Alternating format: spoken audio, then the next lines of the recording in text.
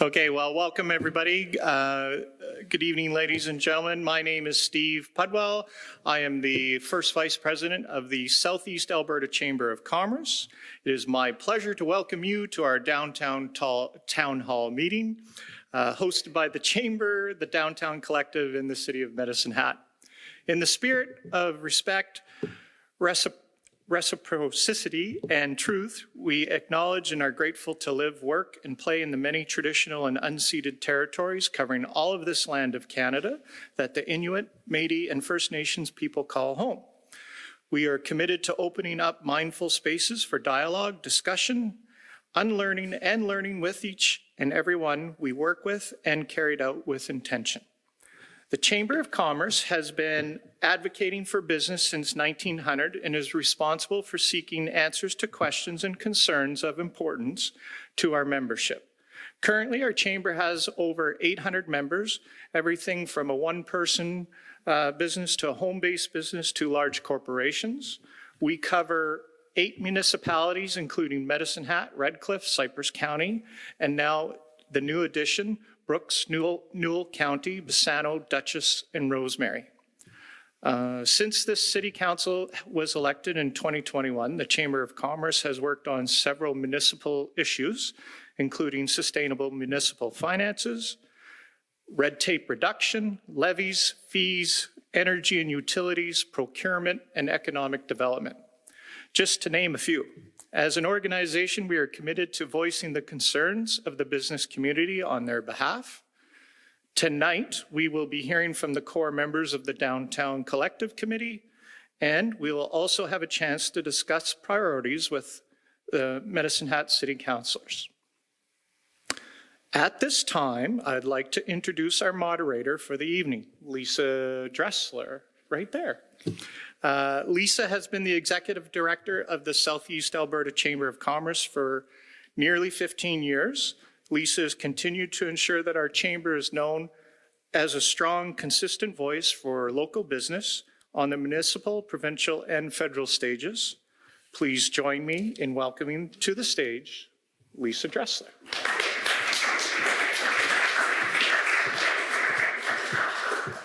Thank you, Stephen. I'm honored to be moderating tonight's event. Before we begin, I would like to take a moment to set the stage for how we'd like the evening to go. As a chamber, 2 of our core values are to be collaborative and solution-oriented. To us, this means that we work together to find solutions to the issues our members face, approaching every issue with a goal of getting to a solution. We have been pleased to support our downtown core from working with the City Centre Development Agency in the past, and certainly in the past couple of years, working with the Downtown Collective and helping with Midnight Madness in 2021, since 2021. That was following the dissolution of the CCDA that summer. Following that event, our focus was to determine the priorities for the Downtown Collective, and we conducted a survey in early 2022 following a facilitated session in May 2022. We looked at strategic priorities and what the future direction was for the Downtown Collective. We're pleased to announce that at the last Downtown Collective meeting in April 2024, we moved one more step forward by having assigned co-chairs for various project priorities, and you'll hear from a few of them this evening. If anybody's interested, we can certainly circulate our terms of reference to you to give you an idea of what the goals, objectives, and priorities are. And we have a number of documents at the table that you came just to your right. So there's a downtown map, there's some sign-up sheets, as well as sign-up sheets for the chili cook-off coming up.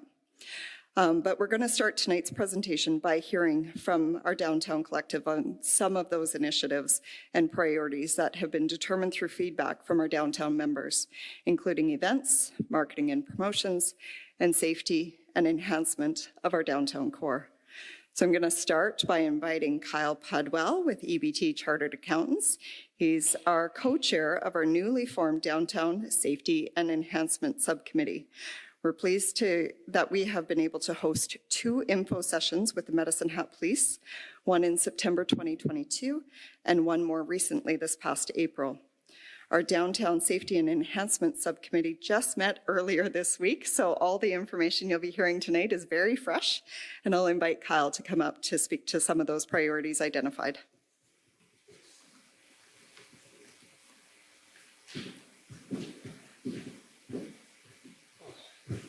Hi, everyone. Thank you for coming. Lisa, thank you for the introduction. I was a little worried about the entire name of the subcommittee. I was worried about falling all over myself trying to say that. So yes, we're a brand new committee. We've only met one time. Here's my plug. Please join us. We definitely could use as many voices as possible. Our goal is sort of twofold. We want to make sure that we provide accurate, relevant information to those who are looking for it. I think right now, there's a lot of misinformation out there for one reason or another, and we want to make sure that for the people who are looking for answers to their questions, that we can provide the right information. And also, we want to be a voice moving things forward. There's a lot of issues in the downtown, and based on who you talk to, they may perceive those issues as being of high importance or low importance, and I think going forward, we want to take the data that exists within various organizations, whether it be the community housing reports or the Medicine Hat Police, and make sure that we are focusing on items that are attainable and achievable at our level, and advocating for the downtown, whether that be security enhancements, safety enhancements, or just enhancements to the core itself. My family ran a business here for almost 40 years in the downtown, and I would love to see the downtown thrive. And that's kind of my overarching goal, and I'm all for whatever moves us forward in a kind of a common sense way. So I don't want to belabor the point. We have a lot to get to tonight. So if you have questions, I'm around. You can ask me whatever you like. Thanks.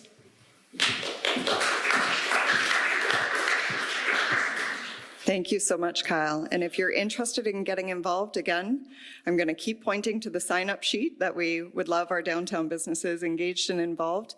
And our next Downtown Safety and Enhancement Committee is June 12th. So if you're interested in attending that, we encourage you to join us. Next up is Sarah McNeil from Seven Rivers Trading and Erica Hustak from Elliott Home and Lifestyle to talk about the marketing and promotions efforts that we've had going on.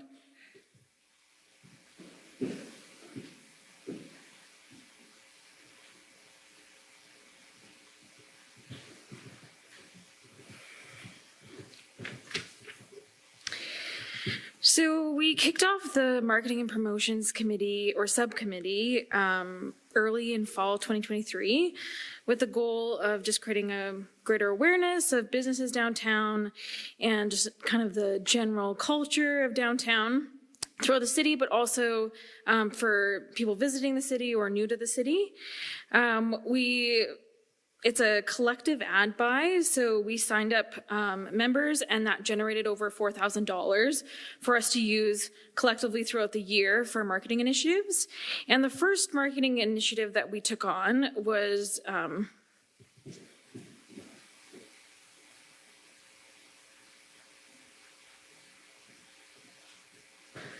just so you can take a peek at it. So we distributed these posters throughout the city and throughout businesses. And then we also have these smaller maps with the businesses on the back, just to kind of give people an idea of what kind of businesses are downtown, how they can engage with them. And also for cross-promotion for businesses, we really wanted these to go around to businesses downtown so that they could be able to, you know, help guide customers to the next business, then the next business, and so on. Especially even between like the restaurant industry and the retail industry, so we can kind of collaborate and how can we like, you know, help each other out and introduce our clientele to other businesses in the downtown core. So we've distributed these throughout the city and to businesses.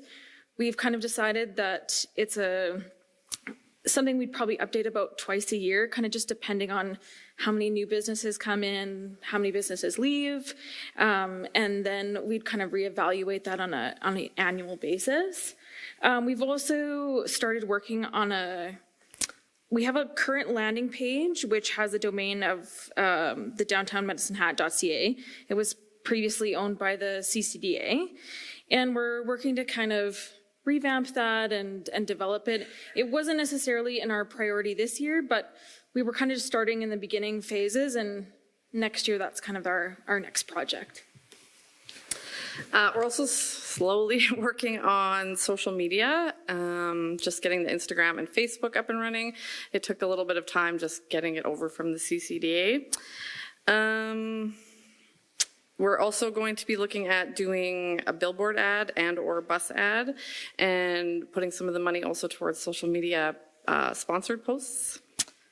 If anybody wants to help out with the marketing subcommittee, we're always looking for people, especially who have maybe some social media expertise. We could definitely use some help with that. Anything else? We did put out a survey earlier, I think it was earlier this spring, just to kind of get an idea of what the downtown, like the members who paid in for the collective ad buy, we talked to them about what their priorities were because we wanted to make sure that we were strategizing what would be most effective for the businesses. So we've based a lot of what the decisions we made for our budget this year on that, and we want to continue, getting more feedback and trying to make our efforts as effective as possible. Because I know, every business does their own marketing, but how can we support the collective and kind of fill in the gaps for businesses as well? So we're kind of always looking for more feedback on that as well. Even if you can't volunteer, if you have an opinion about it, or there's something you think that's missing, we definitely want to hear about it.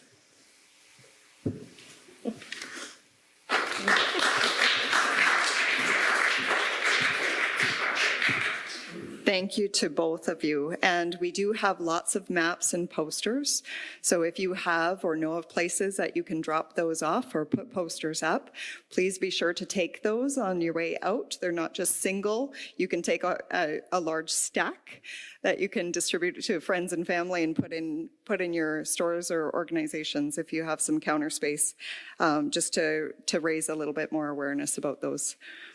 Now we're going to hear from Darren McKay. He's our chair of the Downtown Collective, as well as the chair of our events committee, and he's going to chat a little bit about what we've been up to.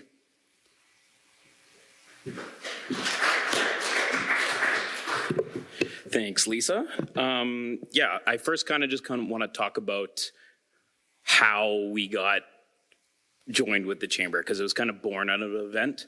A couple of years ago, when the CCDA kind of disbanded, and I've been downtown either working or owned a business for 10 years, and one of the most important events is Midnight Madness, especially for retail and food and beverage downtown. So we kind of got this born out of an Instagram group chat, and it grew and grew and grew until it was too big. We actually exceeded the amount of people that can be in one group chat, and then since joined the chamber.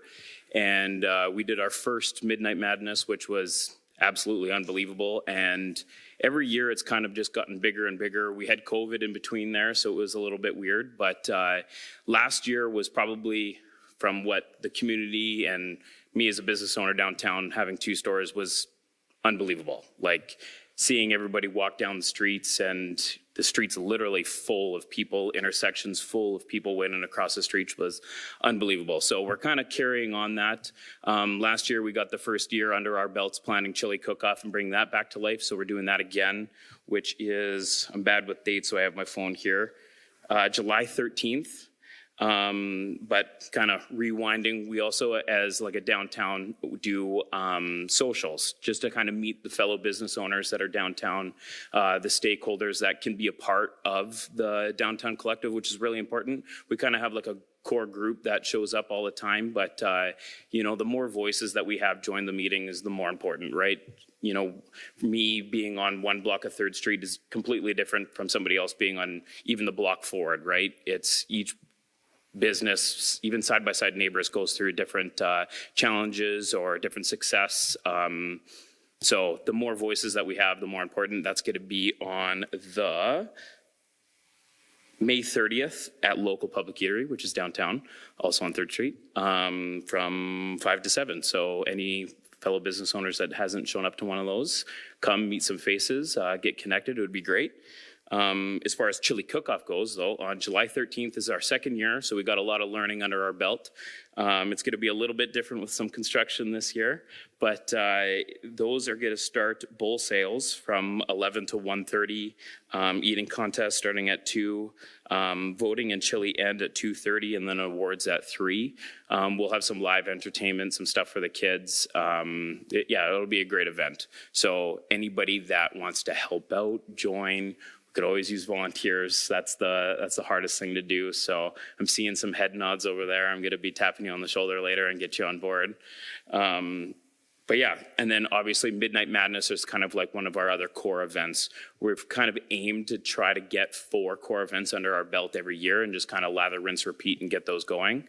But again, like the events committee is pretty open to any suggestions or ideas of different things to kind of bring people downtown. And, you know, the more people that we have wandering downtown, the easier it is for, you know, all the business owners down there. So that's really all I have. Just come out, help us out, and support some good downtown business.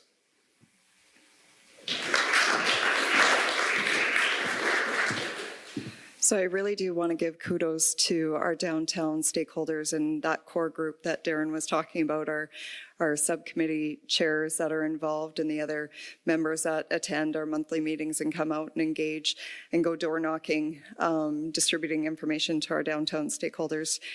It's a small but mighty crew, and they're doing this stuff in addition to running their businesses. And so the more hands make light work. So if we can get more people involved, it certainly lightens the load for everybody involved. So we do encourage you to come out, get involved, help out, and whether it's events, marketing and promotions, or downtown safety and enhancement, I think it really hits on the 3 priorities that downtown businesses have long talked about and discussed in terms of their priorities. So kudos to them. And we have a very dynamic, talented team at the Chamber that helps out with the events and the meetings and the committees. And so it's a great collaborative effort with everybody involved. And so I'm very thankful for each person that contributes. We do have an action planning summary from 2022 that we're working on, and many of you will have seen the survey that went out with the downtown information. So we are trying to collect and kind of analyze any new priorities that downtown businesses have and do a bit of a temperature check to see if any of those priorities have shifted. Of interest, we have a Discord channel, so a communication channel that we use for downtown stakeholders where we post updates and information. And there's also a WhatsApp chat. So particularly for issues where there's a little bit more sensitivity around safety, it's a way for downtown businesses, particularly if they're working alone, that they can communicate with each other. So if they see an individual that perhaps makes them feel a little bit unsafe, they can communicate that with their neighbors. And the WhatsApp is a little bit quicker than our Discord because it works more like a chat. So again, if any downtown businesses aren't yet on that or are interested, please let us know. We also encourage you to follow the Downtown Collective Facebook and Instagram pages just so that you are up to date and aware of what's going on. The website was mentioned, downtownmedicinehat.ca. So if you go to that landing page, you can actually scroll and see there's a little button on that page that says Downtown Events. And so you can see all the upcoming events and meetings that the downtown stakeholders are involved with. So lots of information. We wanted to take a little bit of the first portion of tonight to provide an update in terms of what the Downtown Collective has been up to, what their priorities are, and the people who are involved so that you can connect with them as well. We know from the recent survey that we've done, parking and housing, along with reducing storefront vacancies and having more festivals downtown, has been some of the things we're hearing so far, which are not uncommon to what we've heard previously, but I think certainly with the vulnerable population, just trying to figure out strategies in terms of how businesses can work to be part of the solution and to create that feeling of safety for customers. I mean, we all work downtown. We love downtown. We know it's an amazing core, and we just need to be able to market and spread that word to the rest of the community and figure out strategies where we can work together. We also know that the city has launched a new incentive program to spur housing development, and I see Selena from our economic development, or from the City of Medicine Hat economic development team. And there was also a notice of motion for a downtown enhancement program that had been recently discussed in council chambers. So we definitely want to take that opportunity to engage with council in terms of what some of those priorities that we're hearing from downtown are, so that those can be built into some of those programs moving forward. So now we're going to take an opportunity to have a conversation with members of council. We're very pleased that we have a number of council members here with us this evening. And we have, over the last couple of weeks, we've been collecting questions from our downtown businesses for our councillors to try to make sure we hear from each of the members of council who are here today. We're going to structure the event similar to our election forums. Our desire is certainly to hear from each council member in your specific areas of expertise and focus, and to allow each of you the opportunity to share your insights. From there, we're going to open it up for any other members of the panel. My understanding is that you guys know the questions we've submitted, and you know which ones you're going to be answering, but we'll also open up the opportunity to weigh in on the questions as we go through. Certainly follow-up questions could be asked on specific items to gain further insight into those focus areas for tonight's town hall. For the audience, I ask that you remain respectful during this evening's event. Ultimately, we want to hear as much as possible from members of council who have joined us today, and any distractions slow down that process. If you have a question, please hold your hand up, and one of our chamber staff or downtown collective committee members, I'm going to put you guys on the spot too, will bring you a piece of paper to write your question on. These questions will be brought up to the front in priority order.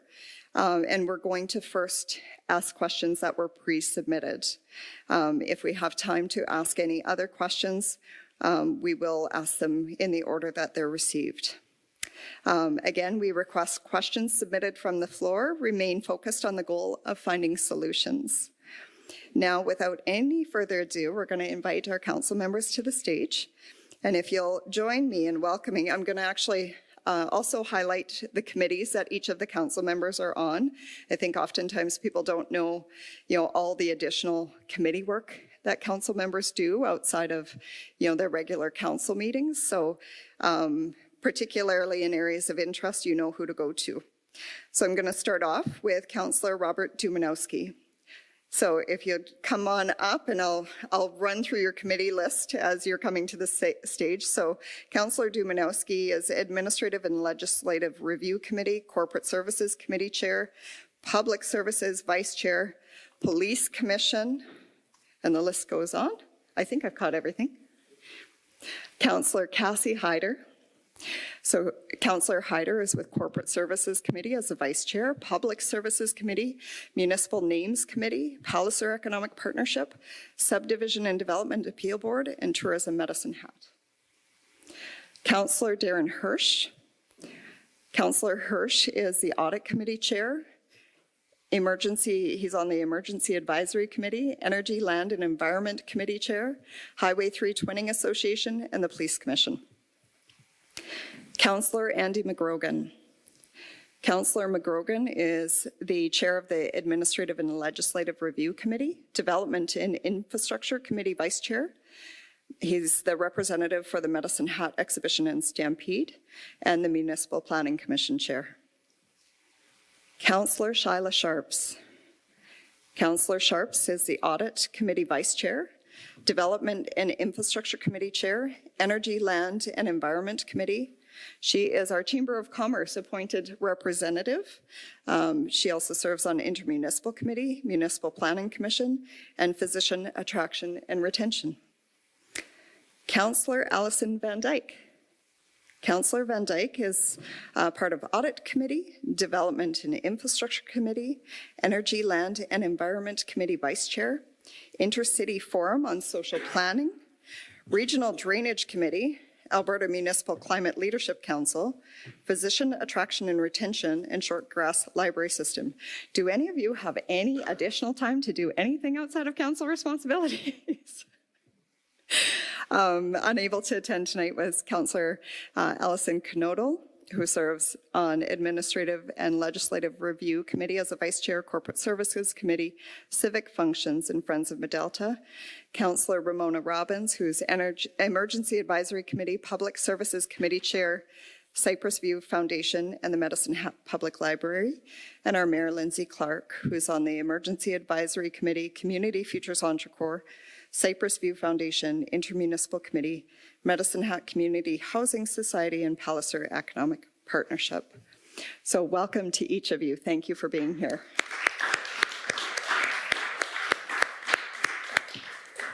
So let's begin. We'll start with pre-submitted questions. If you have a question, again, please raise your hand so we can collect any additional ones. And if there's time at the end, we'll include them in our questions for this evening. Otherwise, we will collate those questions and provide them to council following this evening's event. So we're going to start with a question for each of you that we'd certainly love to hear each of your perspectives on what you see as the priorities that you hear about or see for downtown. And we'll start with Councillor Robert Dumanowski.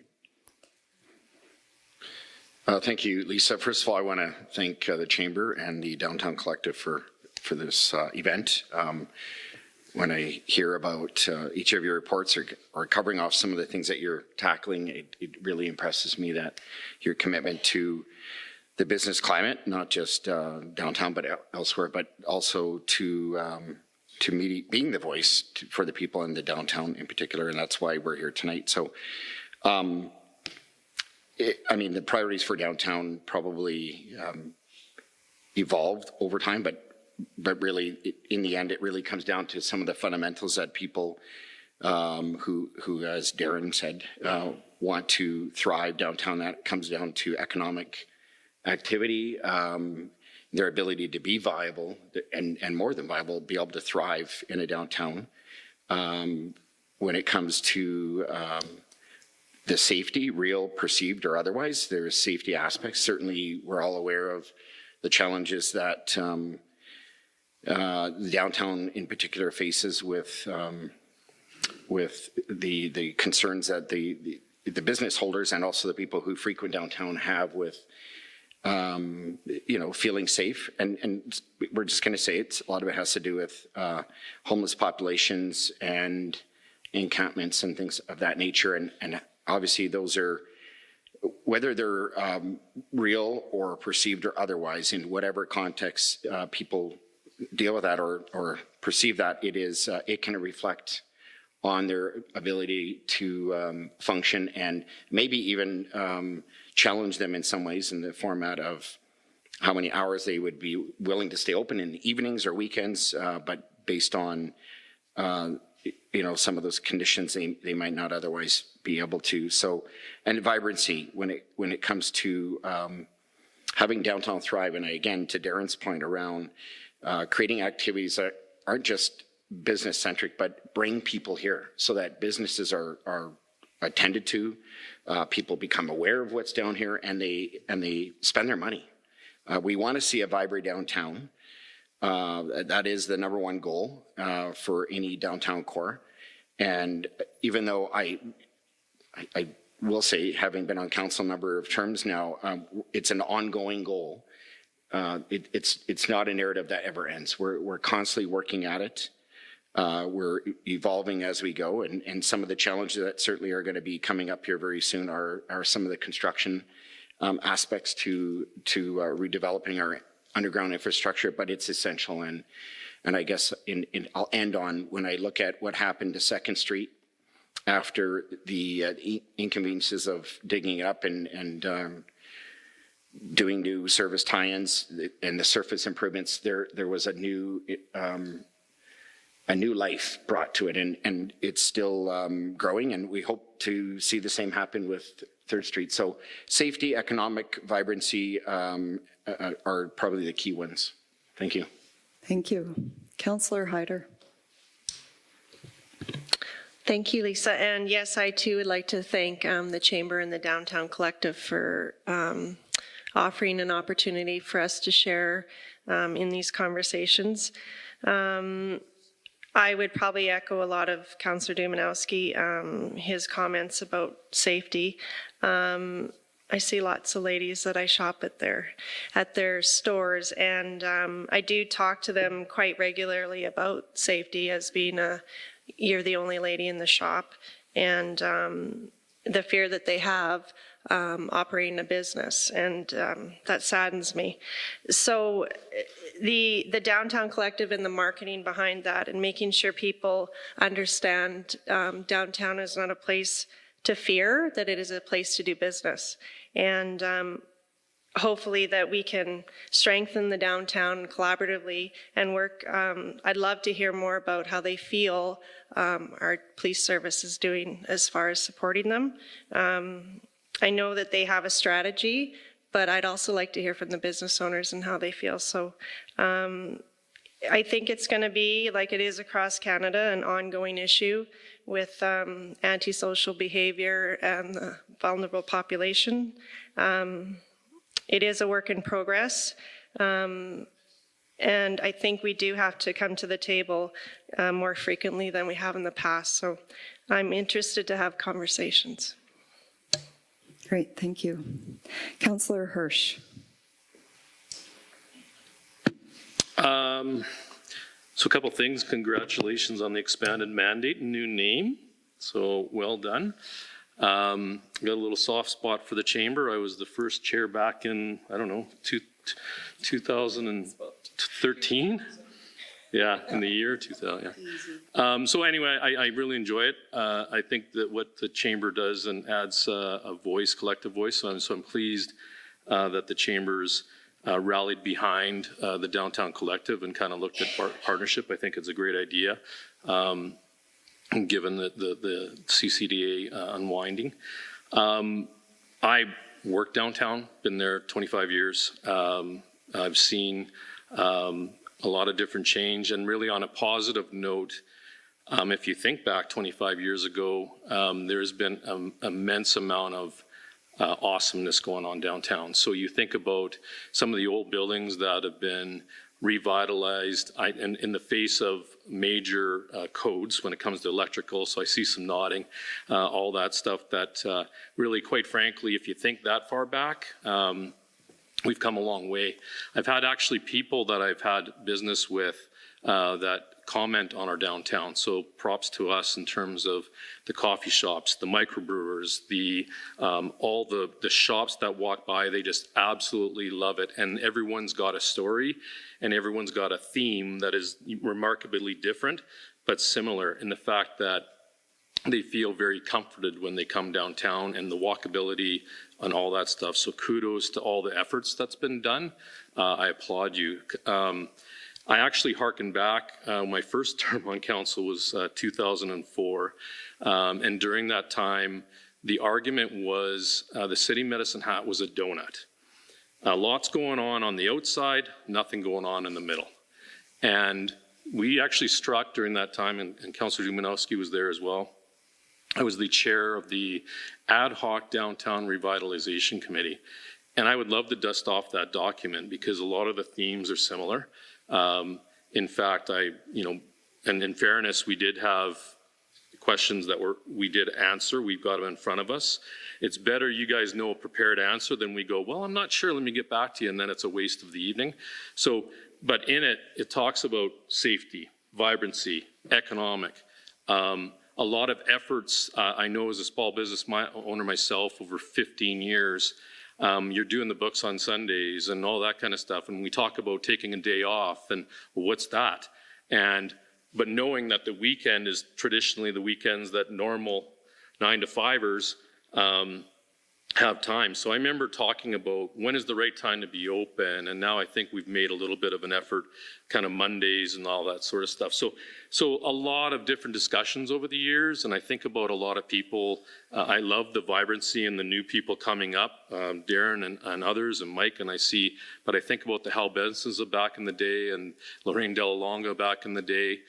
and everyone cared. And I think that's the most important thing. And the fact that you guys are getting together, talking about socializing, I think is phenomenal.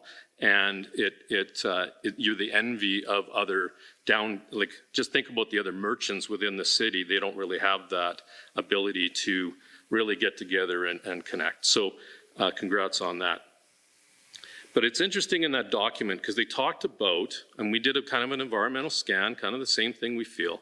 It was safety, and actually more specifically, it was lighting in the downtown because it was all the gas lights before and it was fairly dark. We talked about parallel parking and all that kind of stuff and one-way streets and kind of the same thing that we're discussing. But what I see, and I've talked more recently, again, I run into a lot of different people. My particular, where I work out of, is right across the street from the Salvation Army, and that whole corridor, and Ray's right there as well, within the alley, that alleyway, the infamous alleyway on Salvation Army and going towards the DQ has always been a challenge. So as one that observes it every day, I see, that there's security guards, etc. So I think there's attempts being made. I appreciate everyone trying to find a balancing act between having a level of empathy for our vulnerable, but still A, protecting their staff, B, having an understanding in terms of kind of what can I do to protect my staff, but also protect my property, including increased lighting and all that kind of stuff. So I encourage, let's continue to have the dialogue. I don't have all the solutions, and I don't know if everyone else has the solutions. Sort of course, doing the kind of the NIMBY mentality, not in my backyard, of removing or doing whatever we can. The reality is, as we're going to discuss tonight, in terms of different services that are required downtown because of the busing and everything, it's our downtown hub. And here we have it. It's really, some of it's going to be relatively cheaper rent because of the size and square footage. So we know all that kind of stuff. So I do want to have solution-based. I love to have everyone's feedback on what potentially could be. There's actually been initiatives that I'm quite happy with that has had some relative success. So collectively, hopefully we can get to a level where, we can mitigate some of the challenges that we're facing. So again, I recognize and understand some of the challenges that you as a business owner get.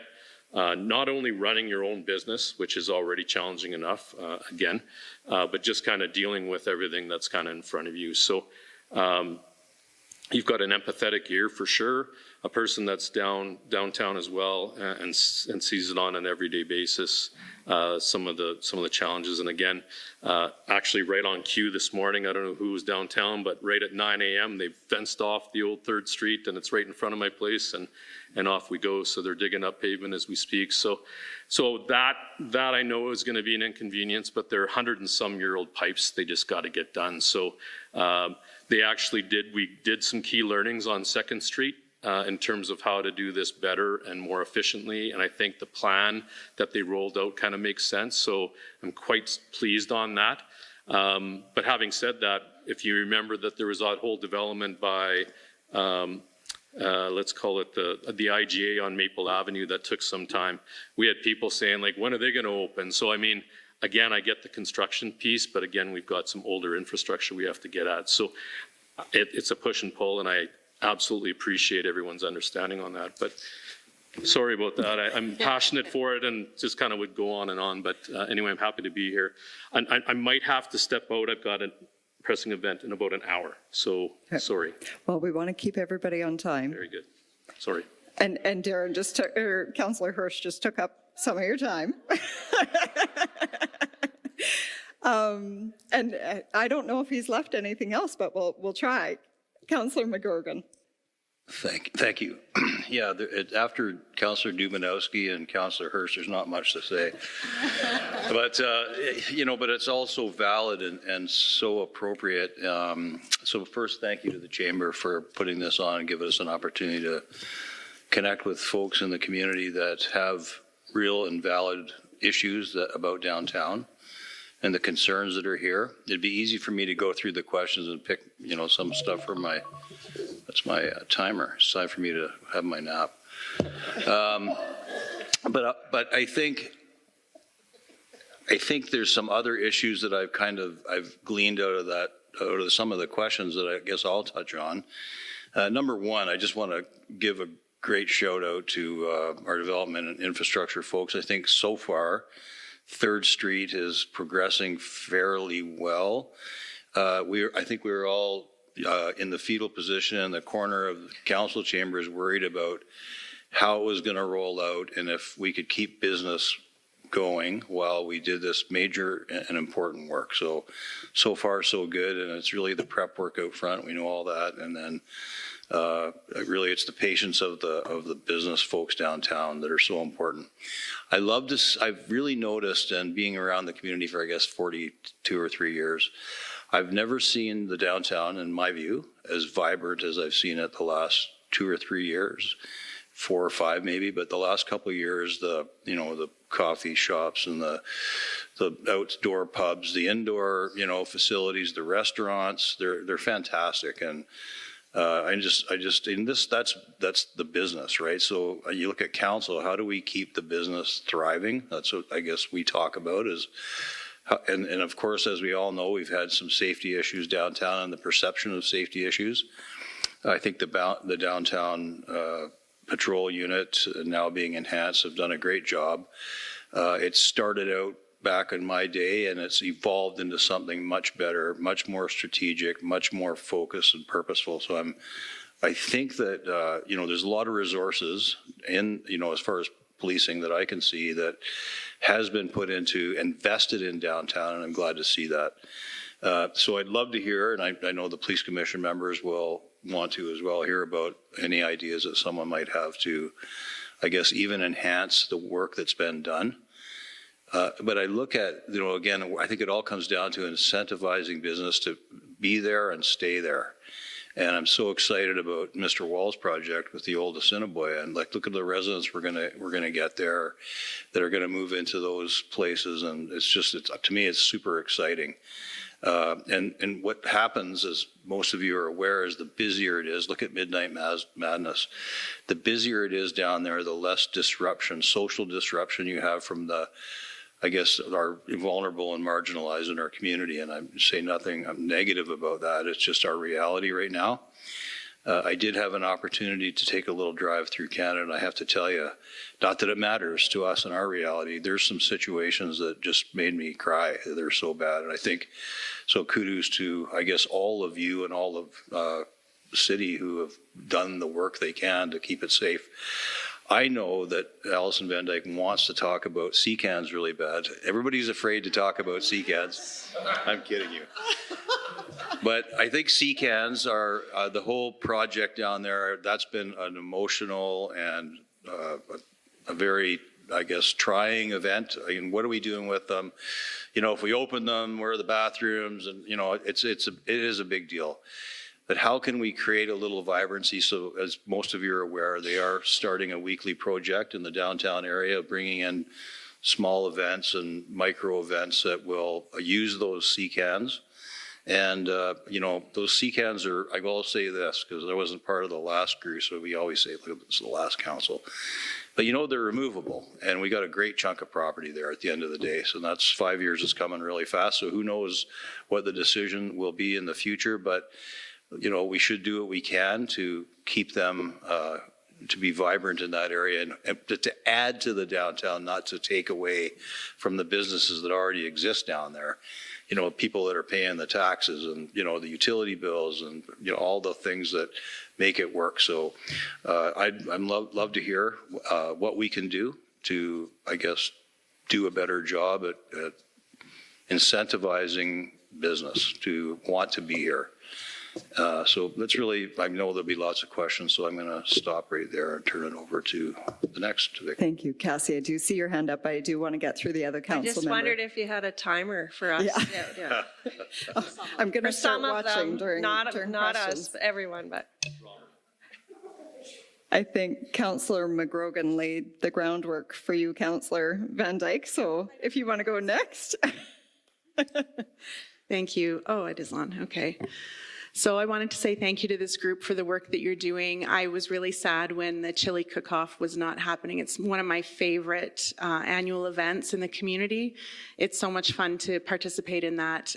Previously, I have judged it several times and really loved that, but also attending with my kids and with friends. It's really fun. When I was growing up, one of my very favorite things to do was I would come into the city and stay with my grandparents, and they lived up by the hospital, and we would take my grandma and I would take the bus downtown, and we would have lunch at the lunch counter at Kresge's or Woolworths. And that was such a highlight. And I'm a very nostalgic person, and I have so many good memories of being in the downtown with my grandma or with my parents, or here for the parade. That was another one, and the Dickie D's ice cream carts where they'd ride around and get the rockets, and it was so much fun. And I want my children and my friends and neighbors' children to also have all of those good memories of being in the downtown with their family and their friends and feeling safe while they're doing it. And so the perception of safety is almost more important than safety. The downtown is actually extremely safe. If you look at the heat maps, we know that there's a lot more violent crime happening in other locations in the city than the downtown, but for some reason, the public has a perception that the downtown isn't very safe.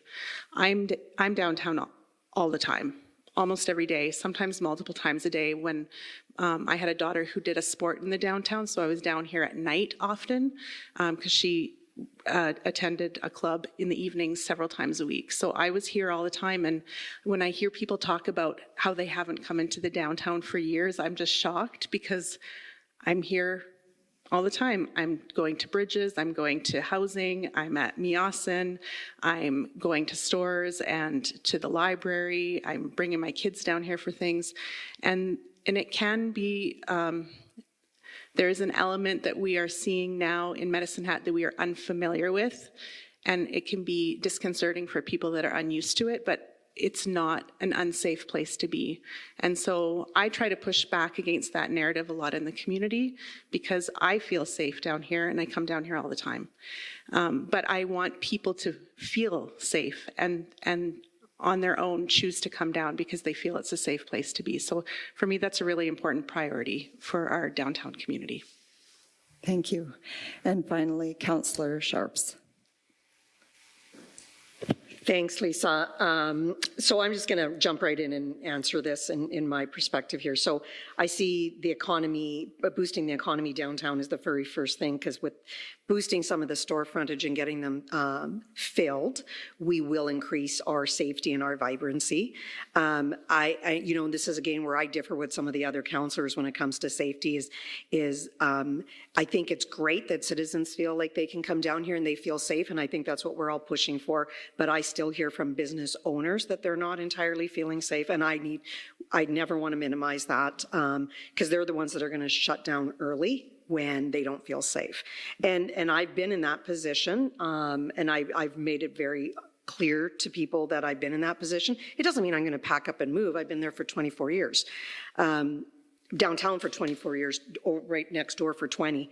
So it doesn't mean we're going to pack up and leave, but it gives me the opportunity to say, okay, what can I do different? But I need to acknowledge that, you know, last month I had a little encampment on that side, and it was scary because they were, normally it doesn't bother me to go into that and say, get out. But it was a little scary. They were armed and it was crappy. And that's just reality for some of us that are downtown every day. So it doesn't minimize it, and it doesn't make that I think that our downtown isn't safe. I just think it's not safe all the time. So as a group, we have to continue to work towards that. I do know that I know every business owner in this room that we've all been in that position. So we talk all the time, and we all are striving for the exact same thing to make this vibrant. But where it was 24 years ago when I moved in here to where it is now, it's because of the business owners, the new ones, not like the people like me that were here 20 years ago, but it's the new ones that have really expanded it and moved it forward. And that's what will continue to happen, is it's that group that is pushing this forward. And so kudos to all of you to making sure that happens. I will say that I'm impressed with the city for getting, learning from 2nd Street, because I'm one of the people that suffered, and I still have trauma from 2nd Street. It was horrific. But I will say city infrastructure development has caught on, and they are nailing the 3rd Street infrastructure improvements. And without those infrastructure improvements, we're not going to have that economy and growth, because nothing worse than shutting down your business for a week because there's no water. So these are very important. We have to work hand in hand with the India's businesses to make sure this happens. Vibrancy, I'm going to tell you right now, I honestly don't think that's a city, just a city thing. It's our business owners that just knock it out of the park. Like, have you walked into Elliott and Seven Rivers and Riverbee Books? It's phenomenal. It's phenomenal. It's those business owners that are creating that environment. So not that I don't appreciate everything the city does to make sure our sidewalks are good and our planters are pretty and all that, but it's the business owners. So whatever we need to do to keep you engaged is where I am right now. Great, thank you. And now we will put some time limits in place. So I'm going to keep it to 4 minutes per question. And we're going to try to get through as many questions as we can this evening. So our first question of the evening, could City Council consider looking into the cost of a cleanup crew that could be called as needed when excessive garbage or human waste is left on a business property?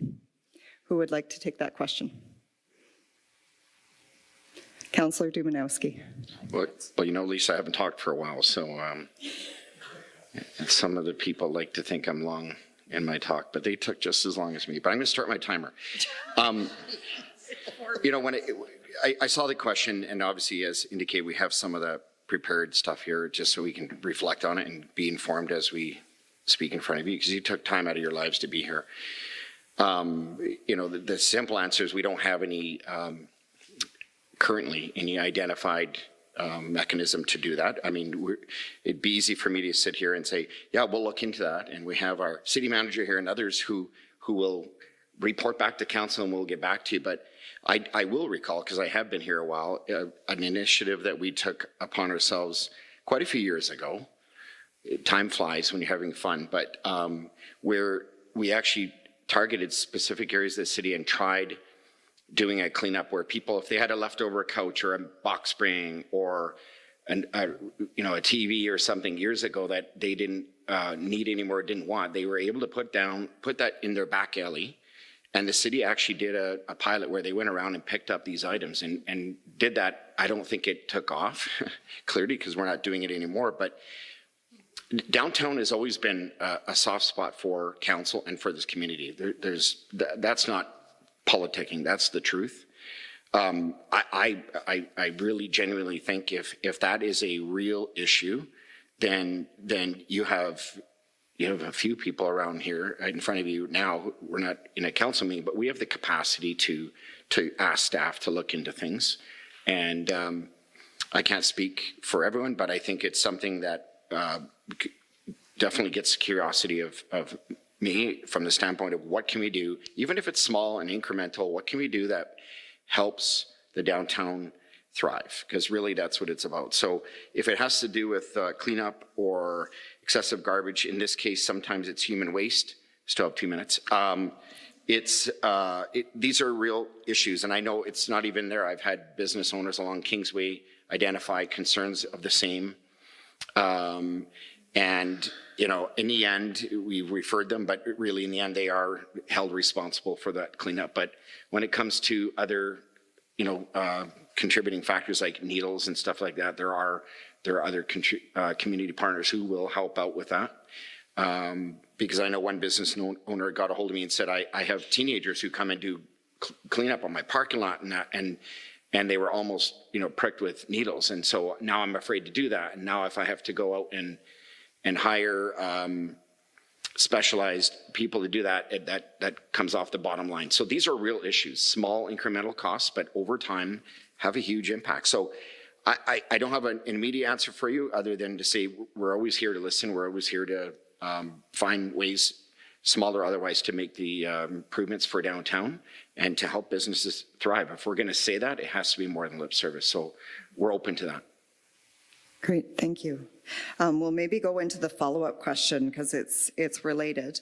We know there was a motion in council to look at a possible downtown enhancement program. What types of things could this include? In addition to potentially cleanup, could it address instances of options for property damage or theft? Yes, Councillor Van Dyke.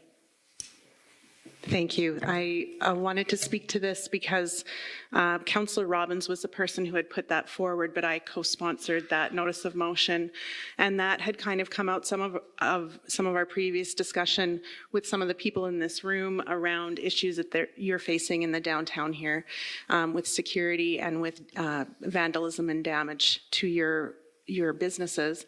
And I was looking, I'd had several reach outs in the community regarding similar things happening and questions if we could have something like the City of Edmonton with their business improvement areas where they have funds available for repairs to property that's been damaged. And so that came forward too, and it's with administration right now. I'm not sure of the date, and I don't want to put anyone on the spot when that will be coming back to council. But we recognize that there is unique challenges in the downtown that are not necessarily faced by businesses in other parts of the city. And so always trying to think like, what is the role of the municipality in assisting in those areas. And so I'm looking forward to seeing what administration brings forward in that briefing note when they come back. And I'm sure they'll have done the jurisdictional scan and seen all the other cities' programs that they offer. But we do currently offer through the police, the CEPTED program where people can have their property evaluated and there's no cost associated with that. So some small improvements you can make to the exterior of your buildings might be helpful. But yes, looking forward to that report from administration. Great, thank you. We have a little bit of time left on this topic if anybody else wants to weigh in. Councillor McGorgan. Thank you. It's a really actually good question. In my old life, I always used to say when somebody came with a big idea, how much and who's paying. And it would be the same here, because one thing I've really learned since I've been on council is the burden in relation to property taxes and utilities and how do we make businesses thrive. But for instance, let's say double the downtown patrol unit. It's like that's hundreds of thousands of dollars. So how do we, and so this peace program, I'm going to mention it, looks, what they're doing is collaborating, and that's how can we do more or the same better with the same resources that we have. And I think I learned my whole life, and I'm still learning that it's the collaboration with others, because I know there's a threshold to how much we can spend on things and to bring it to the community. And so I guess I always hold back. I guess I'm a little fiscally kind of a bit of a hawk that way. I love initiatives like that, the peace program where the police and other agencies are getting together and they're going to do a kind of a team approach. I don't have it in front of me right now, but that's again the evolution of it, of a way to do the same thing with the same amount of resource. And that's what we need to do. And that's why you guys are here. And it's business people, not bureaucrats that spend money and raise taxes that have the best ideas. I know that for sure. So be totally willing to hear about what other approaches are there and how could we make it work if we consider that there's no more money, and how else can we do it? And I know there's ways. So thank you. Councillor Hyder, do you want to weigh in on the last 30 seconds? Okay, 30 seconds. I just had a question for actually my colleagues, Dumanowski and Hirsch. Back in the day, was there ever a pilot program, correct me if I'm wrong, where whether you want to call them the vulnerable or the people that are trying to get that next step up, where we offered them like a day labor incentive where they would go through maybe the downtown core and pick up garbage and needles and just maintain, and it would give them that feeling of, contributing, plus they'd have like a day labor kind of allowance. And I thought I'd heard about that, like in our community. Do we ever do anything like that? Like worked with maybe some of the social services end of things and So I could maybe weigh in. in terms of, there is an initiative right now with the Medicine Hat Public Library and their casual cash program. And I know that was a topic that our Downtown Safety and Enhancement Committee chatted about on Monday in terms of is there an opportunity? So perhaps we can continue that conversation and see what options there are. It will be a topic of conversation at our June 12th Downtown Safety and Enhancement Committee as well. Okay, thanks, Lisa. Thank you. So moving along, and this question might already be answered, and for our downtown businesses, there's going to be an email coming out tomorrow, but would the city consider organizing weekly town square events to help encourage people to book space in the CCANs for markets before making a final decision on what to do with them? Councillor Hyder. Well, we do have, we've developed the activity. Town Square will begin, I think it's in May through September, to help evaluate several things, including the usage of CCANs, but I'm not, as far as other things, I know that we have things planned in May and we'll continue, and you probably do too, Lisa. Hirsch, did you want to weigh in on that? Other than a little bit of a history lesson on that property by itself, I'm actually, in a way, if once you understand the background, I think you'll understand how I get some pride out of it. That particular property was an eyesore back in the day. It was a dilapidated parking lot. Previously, it was a dealership back in the day. So it actually was contaminated land.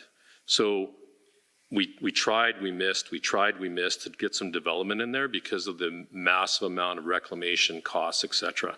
So when the government of Canada came out with the kind of back to work, COVID, all that kind of stuff, we actually got a ton of money of where the whole strings on this purse of money that we got, it could never be used for operations. So what they mean by that is the project itself could never cost the taxpayers more money to implement and maintain. So what we did is we said, listen, we've got this eyesore, it's a reclamation nightmare. We applied to get that money, and we the Canadian taxpayer, we as Hatters got that for free. So we dug up, cleaned the property, got it back to a great status, develop it to a stage where it sits now, where if there's a futuristic plan that could be, turns that into a private development again, they don't have that hurdle, because if you remember, we're going to sell it for $1 and all that kind of stuff. And now I'm pretty happy with it because it is a functional piece of property. And now it is really a challenge of what do you want to do with it? And I get the CCANs, but I think what is important for us to understand is it's kind of an open opportunity for all of us to kind of think about what we could do in terms of different events down there. So I'm really pleased, quite frankly. I know the CCAN and it's, all that stuff, but really from where we came from, where we're at, it didn't, I guess it maybe cost you as a Canadian taxpayer, but again, think about it from the perspective of turning something really that was a detriment into a really positive event that now we actually are going to congregate there. So that's kind of the background. But again, no bad solution to this there's no bad answers. Let's just use it, affect a manner that we can celebrate and use that property the best way we can. So. Councillor Hyder. Sorry, just wanted to add something there. And I looked down, I was coming up, now I do work downtown, I must tell you that. And the Monarch and the development on the front of the Monarch, and we're going to have an awesome movie there on Friday. And the development, like Andy elated to, is Mr. Rick Wall. As we talk about this and the activity downtown and Town Square and people buzzing and how we talk about Midnight Madness, and yeah, it was awesome. It will just, I feel it is something going to be magical down there. I really do. And people are investing in downtown and for the longevity. So I'm happy to see what the future holds. Councillor Dumanowski. Just very quickly. Lisa, I saw on the way here actually a sign right in front of the CCANs and it had the Chambers sticker on it, and I think it said last minute market or something that you guys are pushing forward. Last minute something, but maybe market's not the word, but. I can't take credit from the Chamber's perspective. It's actually, I think, an initiative, and I'm looking right at Councillor Sharp. She probably can speak to it better than I can. But an initiative that's going on. I know the City of Medicine Hat is supporting that. So, Councillor Sharps, do you want to weigh in on that?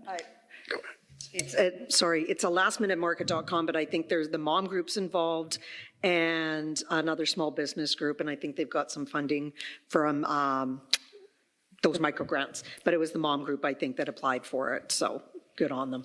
And they do some great markets, so. And for our downtown businesses, watch your inbox tomorrow because there's a new announcement coming out about some weekly block parties. So hot off the press because I just got it in my email inbox today. So next question. Is council considering any measures through the unsightly property bylaw or through incentives or the reverse, a levy, issued to encourage landowners to lease or improve vacant or derelict spaces? Councillor Sharps. I'd like to take the first stab at this. So it was myself that brought this forward, and it all started with personal use. I want to sell my house and I want to go into something smaller. So I'm driving around and all the ones that are like the size that I want are like locked up and barred up, and I'm like, damn it. So I started looking around and I'm like, why are all these derelict properties and none of them are for sale, but they're abandoned? Like, what are we doing? So then that was the kind of the start of it. And then I got a call from a homeowner that said, you got to come look at my property. And that's what started it. The property beside him was on fire. It blew up in a fire. It's been 2 years and there's dead koi fish. And like, I promise I didn't jump over the fence, but I could see very clearly that this was a problem. And I thought, well, what are we doing? And it's not the city manager's fault. It wasn't the city's fault. So I went and talked to the bylaw. Well, there was a lot of gray area, and I hate gray area. So I said to the city manager, can we bring this forward? Let's look at a bylaw. So when I see this to me is maybe second or third step, but it started with a proper bylaw that gave some meat to the bylaw. So bylaw and the city could start doing something effective about these properties. As we get down that road, we can start doing other things to say, okay, so now that we've targeted not 28, but possibly 48 derelict properties, what can we do to clean it up? And I'm not necessarily keen on incentives because you're just kind of encouraging me to leave my building over there until I can get some money out of the city. So I don't know that that's right. Nor do I think punitive is always the answer, but there's balance in between that too. So I'm excited about this new bylaw. I think it's going to work to our advantage. I think we're going to be able to get these property owners to say, okay, I'm done. I'll sell it, list it, and give it to somebody that wants to improve it. And we have some incredible builders and developers that want to fix these properties. So, but it starts with a really good bylaw. So I think that we started that. Councillor Hirsch. So absolutely good work. I fully support it as well. And by the way, even some of the unique things that I saw walking down the streets, including some kind of cool art that was put on some of the buildings and stuff that kind of takes it a little bit away. The challenge, and one of the innovative, actually, I've tried to tackle this for some time, and one of the things that when I sat on the Community Foundation, we found out there was a unique initiative that was done across Canada that actually was a problem here. So you can imagine the long-standing building owner downtown who bought it for $50,000 and now it's worth some million or whatever. So the capital gains that person would be taking on was massive.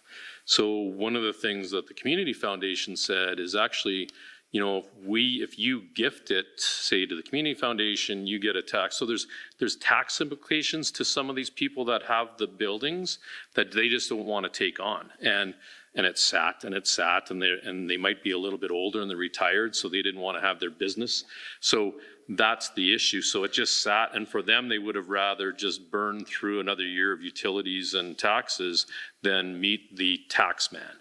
So there's been some challenges, but I think if we kind of looked at it from okay, really, what's your issue, Mr. Business Owner or building owner, as to why you're not developing it, and let's try and tackle that nut in maybe it's a tax strategy. So that's kind of the thinking that we need to be thinking of in terms of what's really the motivation is why that property is not developed. So there's kind of been some innovative ideas circle about right across Canada, because this isn't just our own problem. So anyway. Great. Next question. Economic development has been a hot topic for a while now, and we know there's some new incentives that were recently announced. Can someone describe the new incentives and how they will help downtown? Yeah.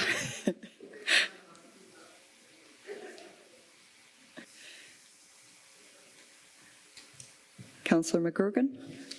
I'm the wrong one to get into a lot of the details, but I can just tell you on I guess a large brush scale, there's a lot of incentive, again, focused on multifamily dwelling, improving infrastructure in kind of this core area, including development of, I want to call them granny suites, but secondary suites in people's property, trying to, again, thicken the neighborhood, which is, it's always good for downtown if we can thicken the neighborhood. And the thing that I just want to say, it brings us all together. I think about the last question and this one, and we have a group of derelict properties that are in that 400 block or 300 block of 3rd and 4th Street. And I walk them with the neighbors down there. And, you know, so if we think of there's potential for some multifamily there, incentives to redevelop some of that property, then that's, again, a way that we can boost downtown. There's probably, I'm just going to guess, 7, 8 houses and multifamily houses that are down there. So I'm brushing the question. I've learned how to, I guess, be a bit more of a politician, not answer the question directly. But I think the incentives are geared at, a lot of them are at incentives for downtown development and in the area, and you know, it spreads out to Harlow and what have you not. But I think the focus, which I think is great, is infill and multifamily dwelling, and that only can equate in my mind to more vibrancy downtown. So it's a trickle off. We actually enforced the unsightly property, the new unsightly property bylaw, to the point where people are motivated to act differently, which usually means sell, develop, do something. And if you think of those 8 or 10 houses in that area, and if all of them were now occupied by people in multifamily settings, there'd be a lot more people using the downtown area. So it all kind of comes together to me, for me. And but I don't have the specifics, but I know there's a lady sitting over here that does. So you could ask her after. Councillor Hirsch. You know what, in respect to Selena, we actually have an answer here that I don't usually speak verbatim, but I will on this time. The City Center Vibrancy Incentive Program provides financial assistance to downtown business owners to incentivize improvement and upgrading of their properties. So in 2024, businesses in the downtown core were eligible up to 50% matching incentive to a maximum of $25,000. In 2023, $400,000 was allocated to the vibrancy incentive, and $397,500 was subscribed. This year, $200,000 was allocated for the vibrancy incentive, and the total amount has been subscribed. So I'm very pleased, actually, that we were able to assist, and I'm actually more pleased that we had that level of subscription. So what it tells me is that you guys are more than willing to kind of do the uptake it takes, and for us to kind of stay involved. So what this does is going to drive us even more to start thinking about, if it's that subscribed, you know, maybe we should look at something within the budget to kind of make some room for that. So, because we all know for every dollar we put in and you guys put in, it's the economies of scale. So all of a sudden now we get exactly kind of what we're looking for. So, you win, we win. It's a downtown we can now be proud of, and that sort of thing. So just a little shout out to Selena, and I made sure I had to read it. So. Thank you. 24 seconds. Thank you. Lisa, so other than what Councillor Hirsch already said, I mean, in the past, we had DDIP, Downtown Development Incentive Plan, and there were monies put forward. We have new monies now. The subscription of those funds have always been, the uptake has been really good. What I hear from people in other parts of the community, and I'm not taking away, is, well, why so much downtown? Why do you focus on there? My belief has always been, if you envy that or you see value in that, bring your business downtown. And I don't mean to say that other areas aren't important, but one thing for certain, I'll end on this will sound like a political point, Councillor McGrogan, but if your downtown isn't vibrant, it's a blight on your community. If you have a very vibrant downtown and it's exciting, it really cascades elsewhere. So I think it's critical that we invest in it. 20%. Great, thank you. I will also mention that the Community Futures Entrecourt also has a business beautification grant from the monies that were provided to them after the dissolution of the CCDA. So for anybody who wasn't aware of that, there's that grant as well. Can I step in again? Sorry. I will have to leave right away, but I just wanted to also state, so back in 2007, the City of Medicine Hat, through, again, replication of other great work across Canada, we brought in a matching program, and I can't remember how long that lasted. But what ended up happening is that businesses were saying, I'd like to get a loan to be able to kind of do some improvements in the downtown. So one of the innovative solutions was that the City of Medicine Hat, to a certain amount, would backstop and support by way of guarantee to the bank. So you step up and you say, I don't have much, I just got my business, all that kind of stuff. And a banker like me will say, okay, what's your security and all that? But what ended up happening is that with the support of the city backstopping it by way of, say, of a guarantee of upwards of X amount of dollars, and it actually worked quite well. In fact, a lot of the things that you see here that's been there for a while was a result of that program. So I think it's important, again, we'd love your feedback in terms of maybe some of those solutions. So think about outside the box. That is something that did happen, and maybe, depending on kind of what we want to do collectively, that might be looked at as well. So again, don't be afraid to look across Canada. It's happening all over the place in terms of unique ideas, but that's just one. So thanks. Great. We'll stay on the same theme with our next question, because it speaks to future plans to continue revitalization and support of our downtown core. So speaking about grants and things that are done in other communities, has City Council considered programs such as the Community Revitalization Levy that other communities have accessed through the province for their downtown? Councillor Sharps. I will jump in. So now my understanding, and I could be wrong, but that levy was, so the CCDA went bye-bye, right? And then I think there's a period of like 5 years where you're not actually eligible for the additional levy.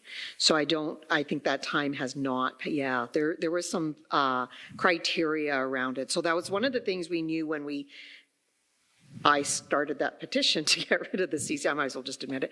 So it drove me nuts because now look what's happening. We've got amazing business owners that are controlling their own fate. Unfortunately, at the time, CCDA and it's no fault of any council members, but what had happened was the people on the board there was nobody from downtown, so it was not a cohesive group. They were just telling us what they were going to do with our money, and there was no communication with the actual downtown. It was nuts. So.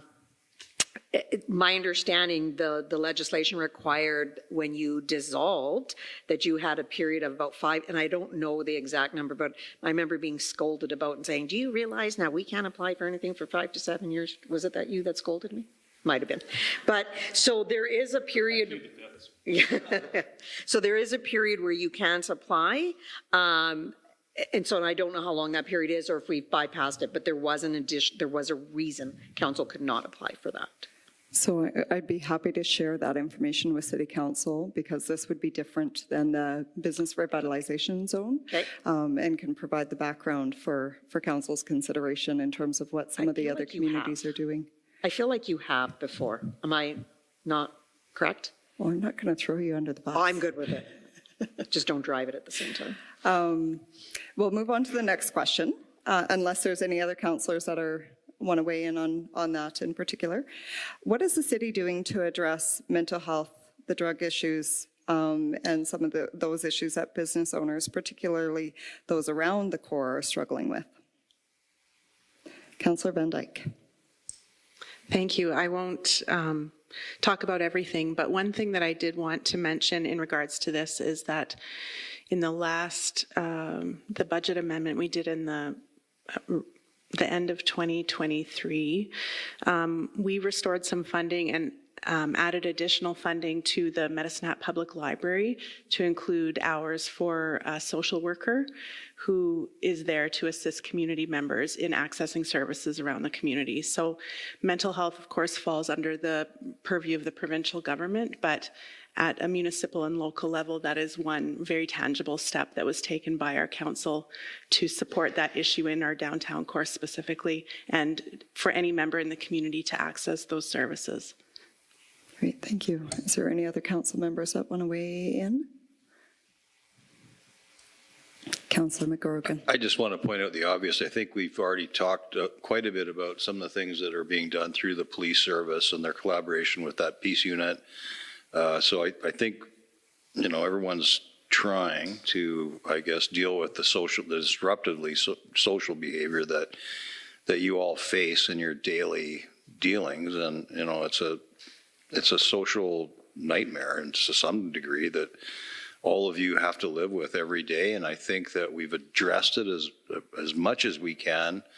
You know, you can only go so far, and you know, things like I think the enforcing, I guess, people have rights, and you have to just be careful. And I think we found a really nice balance to take the folks that are vulnerable, that are downtown, treat them with respect and dignity, but make sure that, you know, that we're keeping our citizens in a position where they're feeling safe in the downtown businessmen and business people, sorry. And I look forward to, again, any suggestions that I think that anybody has. I know that our new chief of police is very open to hearing other ideas about how they could create more safety downtown.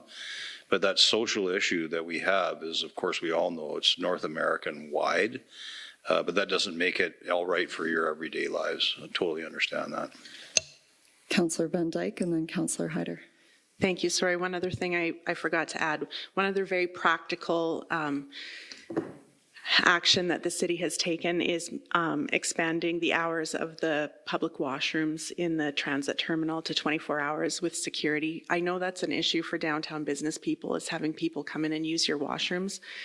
And especially when you have customers that need them and maybe you don't have enough staff to kind of monitor what's going on, that was a concern brought forward. And so the city has made sure that there is 24-hour bathrooms available with security, as well as some of our staff took the initiative to create maps that are put up around the downtown showing where all the public washrooms are as well, so that people know they can come into the Esplanade and into the library, into City Hall, depending on the hours, and access washrooms in those places as well.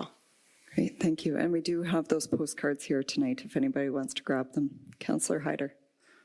Thanks, Lisa. I just wanted to say, the people that own and their businesses downtown here are here tonight. And, you know, we're sitting up here answering the questions, but it really it's about you guys, and it's about the chamber, and it's about, you're the ones sticking your neck out. Operating a business in the downtown core. It'd be nice to have an opportunity to sit down with this group again in more of a roundtable discussion and actually hear the concerns and things like that. I'm up for that at any time. Great, thank you. And Councillor Sharps. So I think a good time to do that is May 30th, because local does a wicked old-fashioned. I just want you guys to know that. So, I mean, it's probably the best I've ever had. So well done, Mike. I just wanted to say, going back on this downtown, you know, I'm going to tell you what happened to me on Saturday. I came down to the office to work, and it was early, and I just didn't walk my dog, so I brought them down to the office with me, and I took them for a walk, and I ended up in a situation where I had to call the city manager. So as I walk my little jerks downtown, we go through, and Rogan, my middle one, starts yelping, and there was a bong that was broken all over, and it had cut his paw. By the time I texted the city manager, within an hour, that place was cleaned up. So I know our staff are diligent, and they're really trying to keep on top of it, but this is the reality of part of being downtown, and we've got to. The Discord channel is great about communicating, but don't hesitate to elevate it up to me, and I have no problem elevating it to the city manager, because she had it done in no time. Because as you're taking your kids for walks, and it's going to be summer, and you know, they're only my dogs, but they're my dogs, and they're everything to me. And so when he started to yelp, and I saw that it was a bong, my fear was actually that there was some sort of a drug that got into his little paw, but thank God there wasn't. So reality is, going back to one of the questions about the cleanup, I do think that's something that, you know, as a city, we do have to look at the debris, because those needle boxes are being broken into at night, and the needles are being left over.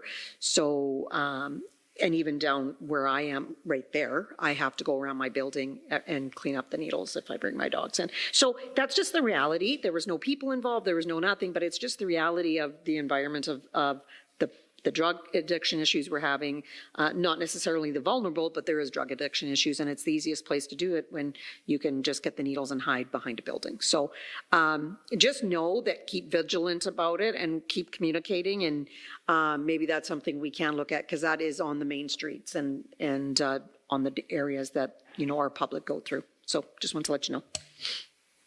Thank you.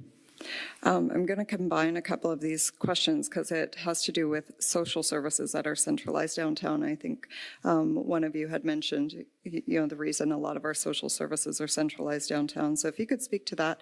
And as well, I know Councillor Hirsch isn't here anymore, but mentioned the Salvation Army property, and certainly that seems to be one of the areas that often comes up in some of the concerns expressed. So is there anything the city can do to encourage any challenges associated with loitering, with issues around, you know, properties where people gather in particular, whether it's in relation to bylaws or zoning, or if any of you can speak to some of the reasons that some of those social services are centralized downtown?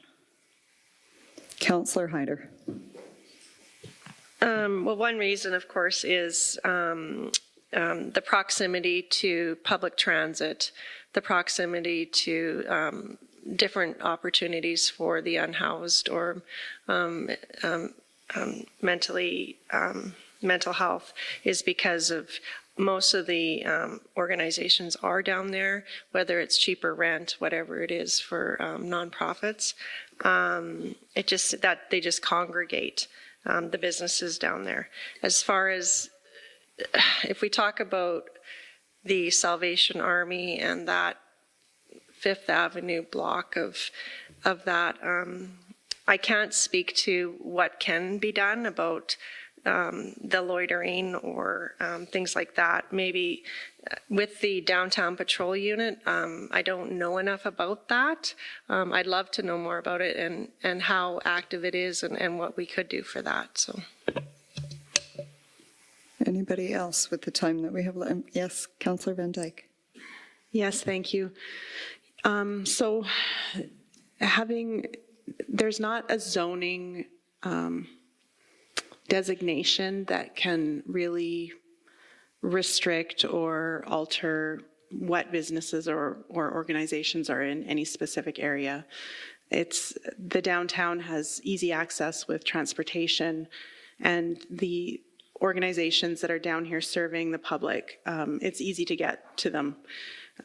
And that benefits me in my work, because I come down here and I can hit like 7 places at once to do my kind of like work errands. And churches are always going to be centers because they have a mandate that is extremely old to serve everybody. And I don't think that's going to change. I know it's not going to change.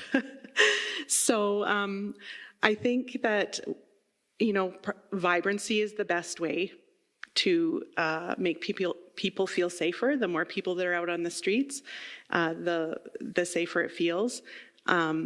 And we have a great downtown patrol unit that I know is extremely responsive when there is issues.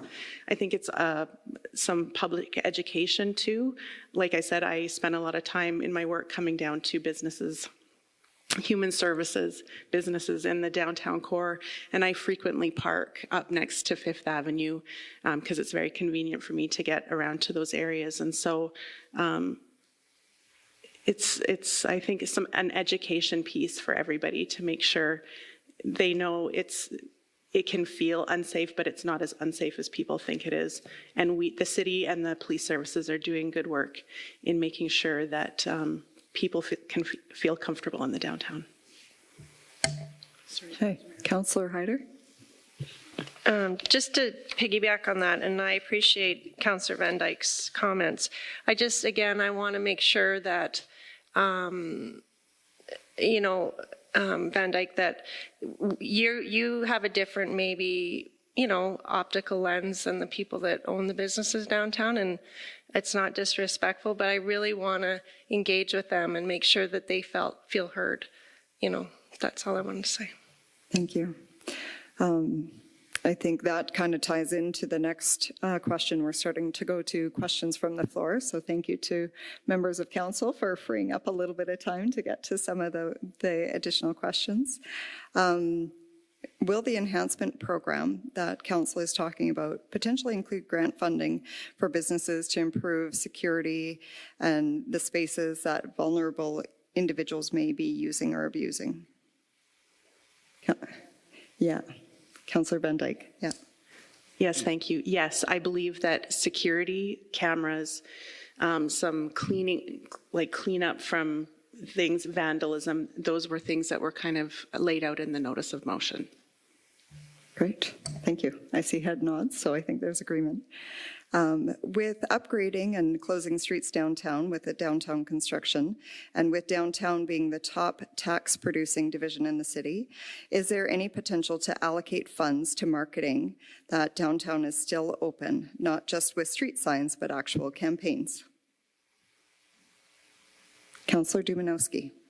Well, when I think back to 2nd Street, I believe we did some of that, to be honest with you. I know that one was complicated in as much as you don't know what you're going to encounter when you go deep down and you got 100-plus-year-old infrastructure. And there were, one time where there's, issues not only on the city side, but on the business side can delay construction for a period of time, et cetera, et cetera. We had some challenges with one of the other phases with an outside provider. I think we're all familiar with that. The city fired them, quite frankly, and got it taken over, and it was expedited. But I think there's a lot of learnings that happened. There's a lot of coordination. I know when this was coming forward, we asked about it as council, and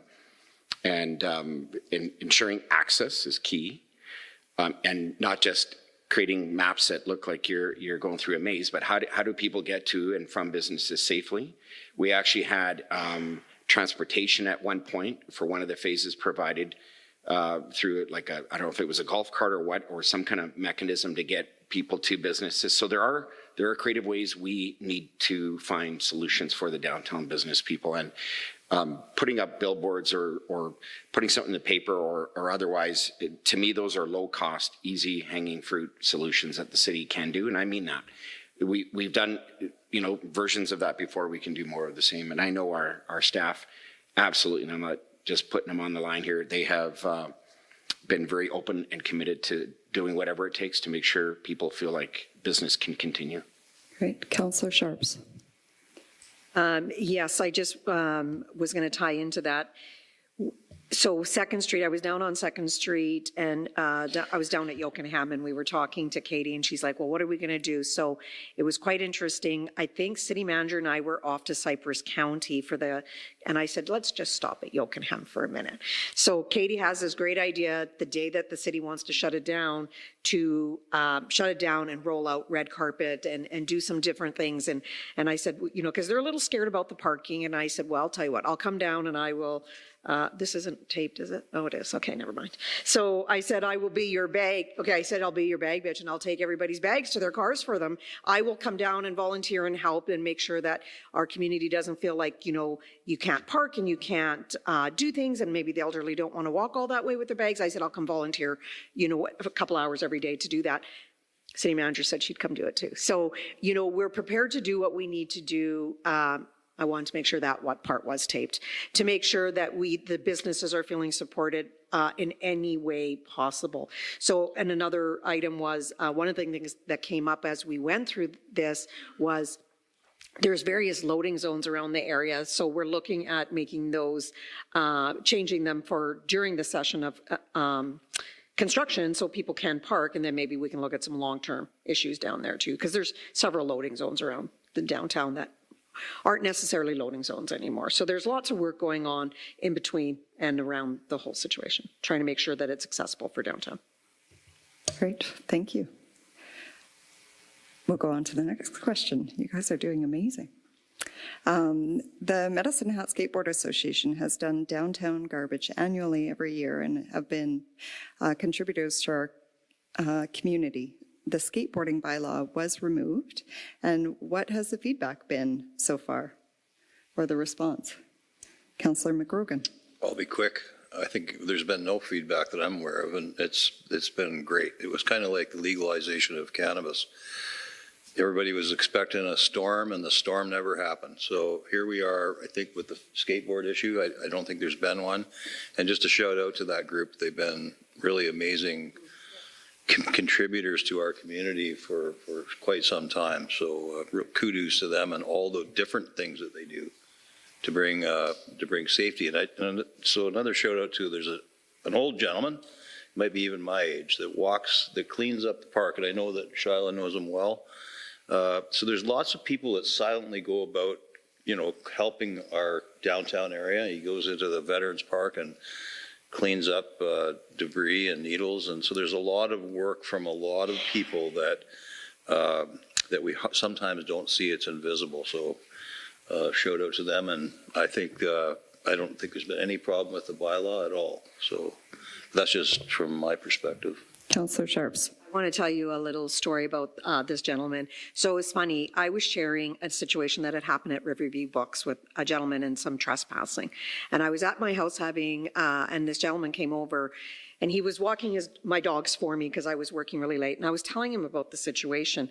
And I said, you know, just a different perspective on, you know, the vulnerable. And I said, but you got to see how it's for a business owner. It's frustrating. It's scary. It's 2 women in the room. Not that they're weaker, but it's a different world, like when you're just by yourself. So he took it upon himself, and I didn't know any of this for about a month, but he comes down almost every morning around 5 a.m. He cleans up the parks. He repaints the items. And he brings them coffee and breakfast so they don't bug the business owners. And I didn't know that. And it's just this, but he cares and he doesn't want anybody to know he does it. He just does it because he thinks, well, he's a vet, and he says that could have easily been me, and he's met some vets down there. But he says, I also worry about the business owners. They're just young lasses, he says. And it was, he said, there was very much a feeling of what do we do to help the business owner. So I wanted you to know that it was your story that spurred that. Thank you for that. This will be our last question of the evening before we move into concluding remarks. Are there specific conversations within the planning department to make the building or renovation process smoother for property owners making upgrades? There was conversation or just comment earlier how much more challenging it is downtown to make those kinds of improvements. And how is the city working with owners to get some of those projects done? Councillor Sharps. I'm going to jump right in because I probably get a lot of those calls for the downtown business owners trying to improve. And I'm going to give a huge shout out to our new planning manager.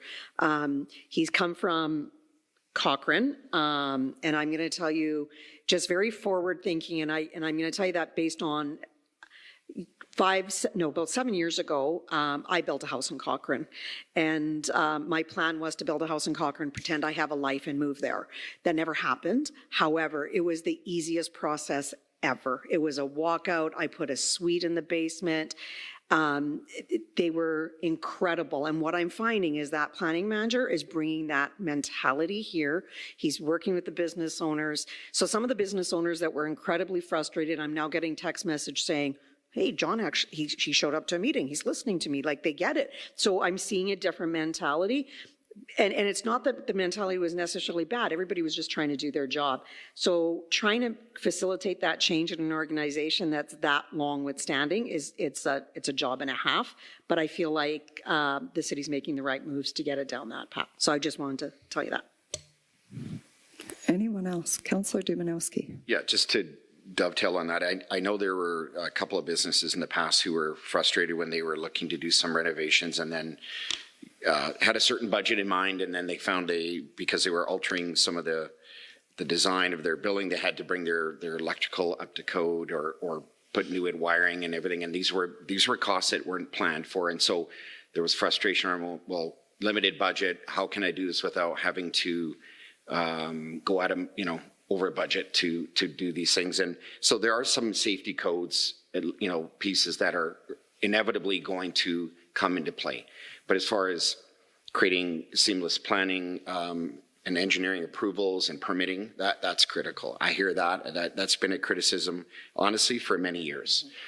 It's an easy targeted area, I will say. It's easy to target, and because at times when I've talked to people who have gone in and been frustrated with that, I said, well, when did you put your plans there? When did you submit it? Well, just yesterday, but I still don't have an answer, or they told me it might take 2 weeks.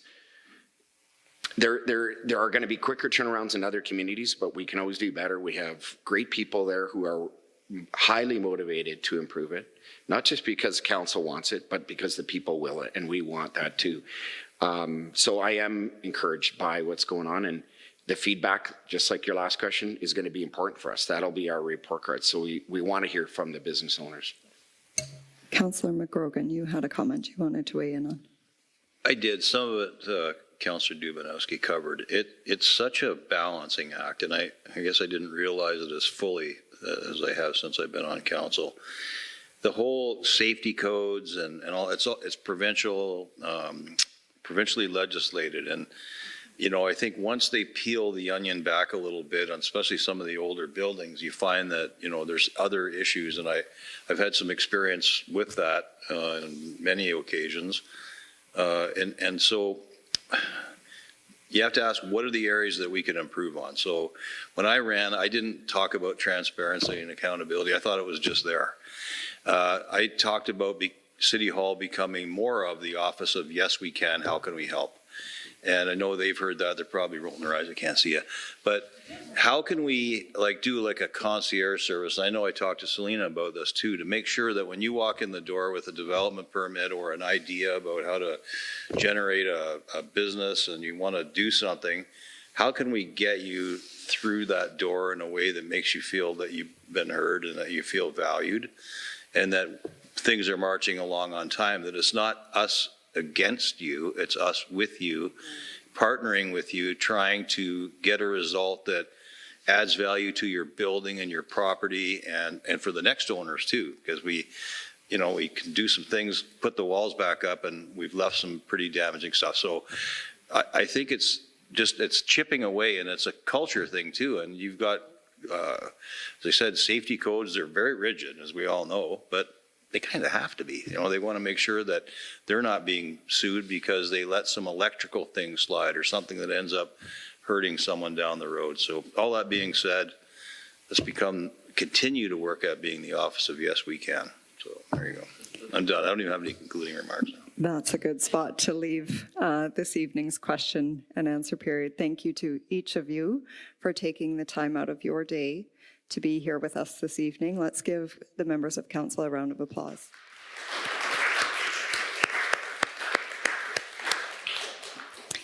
And with that, we will conclude our downtown town hall. I'm sure some of you didn't think we would get through it this evening. But if you do have any questions that were spurred this evening that weren't asked, you can certainly email downtowncollective@medicinehatchamber.com. Also watch for that email in your inbox from downtowncollective@medicinehatchamber.com. We know you get many, many emails and they can get buried sometimes, but we try to ensure that we send the most pertinent and valuable information to you as our downtown businesses. Don't forget about Rise Up, taking place on May 25th. Mark your calendars for Chili Cook-Off, July 13th. We are pleased to have the Medicine Hat Pottery Association in partnership again. They are going to be making 500 pottery bowls that can be sold at Chili Cook-Off, so come early and make sure you participate. We know that the Esplanade is hosting Art in Motion September 28th, and of course Midnight Madness is planned for November 22nd. We do have materials. We encourage you to take those with you. Make sure that that table is clear at the end of the evening so we don't have to take a bunch back with us. Feel free to grab coffee, Timbits. I know they're not like our specialty stuff from downtown, our downtown, amazing downtown businesses, but that's what you do last minute when you need coffee and treats. Also, watch your email inboxes. We do need volunteers for our events, initiatives, committees. We do have sign-up forms. The more people we get engaged, the stronger we can be together. And so I know we don't have a full room here tonight, but continue to talk to your neighbors, colleagues and friends to get them involved and sign up. On behalf of the Downtown Collective, the Chamber of Commerce, I would like to thank you for attending this town hall this evening. We do have a date scheduled for another one in September, but perhaps we'll make that as a roundtable discussion so that there's more dialogue between our downtown businesses and City Council. So hearing positive feedback from Council tonight, I think that's the direction we'll go for our next one. As a chamber, it's our mandate to seek to understand and to help the public understand the issues at stake in our municipalities as they relate to business. And we hope you feel we've achieved that this evening and getting a little bit more education and awareness and some insight in terms of what we can do as a downtown core and a business community. I would like to acknowledge our incredible staff at the Chamber of Commerce and the city for their assistance in organizing tonight's event and providing us with this venue. Certainly that does not go unnoticed, and we are very thankful and appreciative of that. And certainly the members of our Downtown Collective for each of your roles this evening and your ongoing volunteer and contributions to the work that we do. So thank you for attending tonight and have a wonderful evening.